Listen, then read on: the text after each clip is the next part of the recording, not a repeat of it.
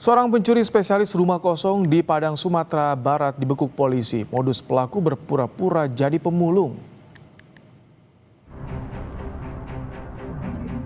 Aksi pencurian di kawasan Gunung Pangilun, Padang, Sumatera Barat terekam kamera warga.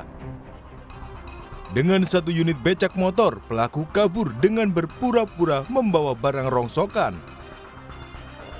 Berbekal rekaman video, polisi berhasil menangkap pelaku. Sempat mengelak, pelaku akhirnya ditangkap saat bersantai di depan rumahnya. Modus pelaku berpura-pura menjadi pemulung dan menyasar rumah kosong yang ditinggal penghuni.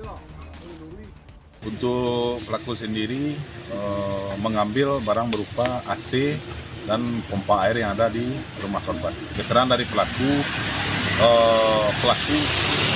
melihat atau mengintai dari jauh untuk kondisi rumah. Setelah kondisi rumah dalam keadaan kosong, pelaku langsung melancarkan aksinya dengan berpura-pura membawa bentor, seakan mencari barang bekas.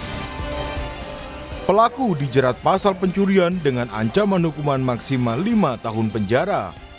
Rio Johannes, Kompas TV, Padang, Sumatera Barat.